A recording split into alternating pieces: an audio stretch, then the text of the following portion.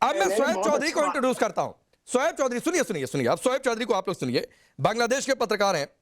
शोएब चौधरी, क्या हालत है भाई बांग्लादेश में? ये तो कह रहे हैं कि नहीं साहब, हमने तो सब कुछ अच्छा कर लिया, सब कुछ अच्छा कर लिया, बांग्लादेश से ये हो गया वो हो गया।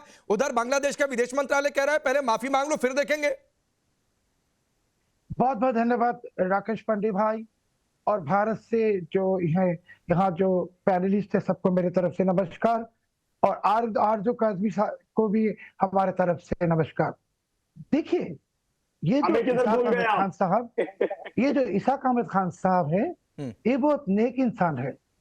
पिछले साल किसी टेलीविजन चैनल पे आके उन्होंने इकरार की, आरजू काजमी जी भी उस प्रोग्राम में थे, मैं भी था।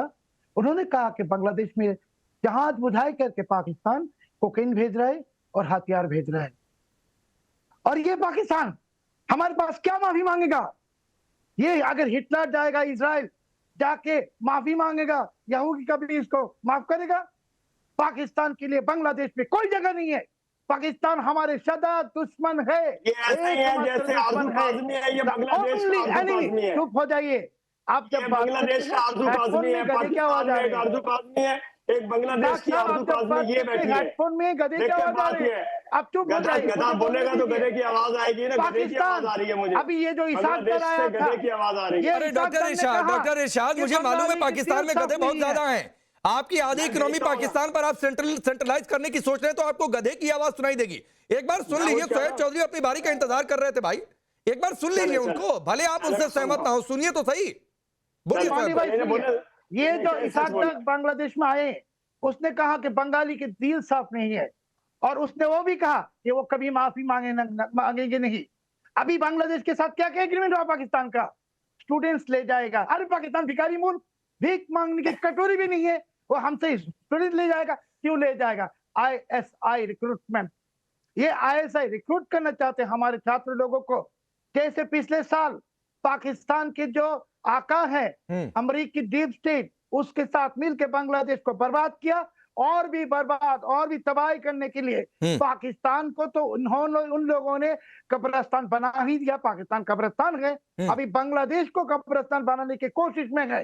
मगर मैं इसाक दर साहब को और ऐसे जैसे पाकिस्तानी बेलौस पाकिस्तानी है सबको कहना चाहता हूँ, पाकिस्तानी की कोई जगह बांग्लादेश में नहीं है। ठीक है शोएब चौधरी, मैं आपके सामने मेजर नदीम को रखता हूं, डॉक्टर इरशाद की जगह इसी फ्रेम में रखिए मेजर नदीम को।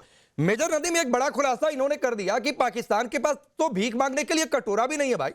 यानी भीख में जो 2-4 आने मिलेंगे वो कहां रखेंगे, वो कटोरा भी नहीं है, ये तो कह रहे हैं।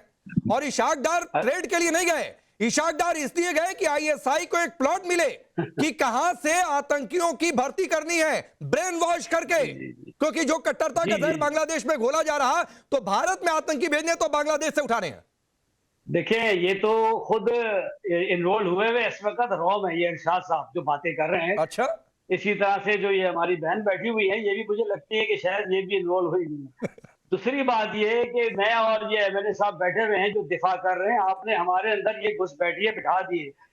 फिर एक बात राजेश भाई देखें, ये जो बातें कर रहे हैं इस वक्त, तो खुद एक उनकी घुसपैठिया आपके पास आपने उनको अपने पास रखा हुआ है, शेख हसीना वाजिद को, ठीक है, वो वहां से भगोड़ी होके बांग्लादेश से भागकर वो इंडिया में जाके पनाह ले गए। पूरा बांग्लादेश उनके खिलाफ है और वो आपसे मांग रहा है कि उन्हें वापस दीजिए आप। लेकिन आप लोगों की क्योंकि हमेशा से ये रीत रही है कि दहशतगर्दों को, मुजरिमों को पनाह दे, तो आप उनको पनाह दे रहे हैं। मेजर नदीम, मेजर नदीम, हमारे मैं एक और ललित अंबरदार ने नहीं बोला है, मैं उनको भी 30 सेकंड देता हूं। आपने कहा ना घुसपैठिए, ललित अंबरदार घुसपैठिए कौन है?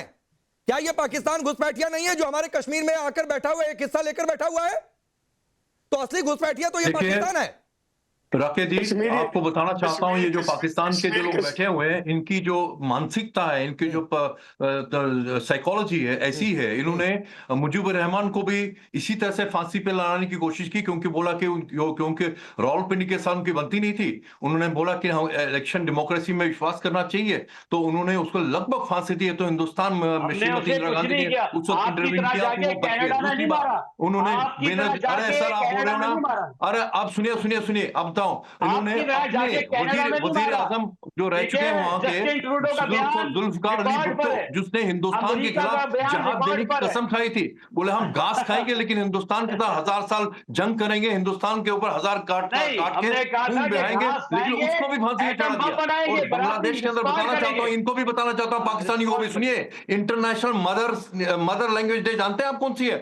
जो जबान मादर जबान के वो कौन सा है? जब पाकिस्तानियों ने 1950 के दशक में ढाका यूनिवर्सिटी में बंगालियों के ऊपर कत्लेआम किया था, लड़के लड़कियों को आपका मार दिया point of था, view है। ये पे शुरुआत ये थी आपका point बांग्लादेश of की आजादी की। तो बांग्लादेश आपको माफ नहीं करेगा। और ये मत भूलिएगा, आज की तारीख में जो यूनुस और जो जमात इस्लामी जहां पर बांग्लादेश की है, आपसे गठजोड़ करे, ये मत भूलिए, अवामी लीग 35% अभी भी वहां के इलेक्टोरल फोर्स है। आप ये जो ठीक है यूनुस भाई, की और अब मैं फिर सोहेब चौधरी को लाता हूं, इसके बाद कर्नल शैलेंद्र आपके पास आऊंगा। वहां पे मुक्ति सोहेब चौधरी ये कह रहे हैं घुसपैठिया कौन है? जरा इन्हें समझाइए कि घुसपैठिया कौन है। पीओके में ये घुसपैठिया, बांग्लादेश में ये घुसपैठ कर रहे हैं, जरा इन्हें बताइए सोहेब चौधरी। घुसपैठिया तो वहां से भागी है, वो लोमड़ी वहां से भागी है। नहीं, वो भगाना पड़ेगा आपको। अब सोहेब चौधरी को सुनिए, वो बताएंगे घुसपैठिया कौन है। सुनिए एक बांग्लादेशी को, सुनिए एक बांग्लादेशी ये को। इरशाद साहब ये उसी हेलीकॉप्टर में आए जिसमें वो आई है। मेजर नदीम सुनिए एक बांग्लादेशी को सुनिए, उसके बाद भारत के एक सैन्य अधिकारी को भी आपको सुनवाऊंगा। सुनिए सोहेब चौधरी बोलिए। Major Nadeem please please please, बहुत अच्छे से डिबेट चल रही है, थोड़ा सा चलने दीजिए उसको। सोहेब चौधरी बोलिए। देखिए पांडे भाई, इन लोगों ने हमारे 30 लाख लोगों को मारा 71 में, 5-6 लाख माँ बहन की इज्जत लौटा, और अभी ये आके कह रहे कि आ जाओ गले मिल जाओ। ये तो पाकिस्तान, मैंने क्या कहा, एकमात्र दुश्मन है हमारा। पाकिस्तान के साथ कोई रिश्ता होगा नहीं। और पाकिस्तान अभी जो नाजायज कोशिश कर रहे, 71 में तो हम लोगों ने लात मार के निकाला था पाकिस्तानियों को, फिर से लात मार के निकालेंगे बांग्लादेश।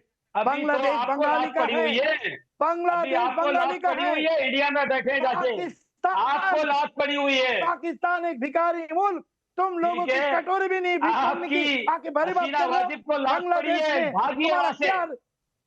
भागिए जूते छोड़ के, जूते छोड़ के भागिए। बाप को तुम्हारे आप बात कर रहे हैं पॉलिश करने की, जूते छोड़ के फिर से तुमको लात मारेंगे। तुम कौन हो बांग्लादेश में आके ऐसे बात करने मिली? तुम कौन है? तुम लोग कोई भी नहीं है, तुम पाकिस्तानी वही खूनी है, वही खूनी के औलाद है जो हमारे बंगाली को मारा था। आया है, लात खाओगे फिर से।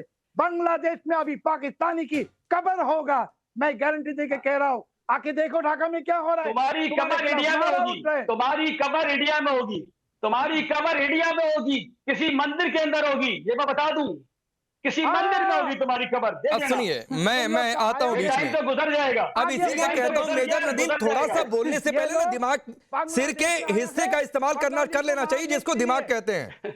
वो आपके पास नहीं है। जैसे आप भाई हिंदू धर्म में कब्रें नहीं हुआ करती है, तो मंदिर में कहां से कब्र हो जाएगी? ये इनकी तो थोड़ा सा सिर के ऊपर ही हिस्से का इस्तेमाल करिए, जिसको दिमाग कहते हैं। लेकिन कर्नल शैलेंद्र वो है नहीं इनके पास। For more of such videos, do like, share and subscribe to ET Now Swadesh.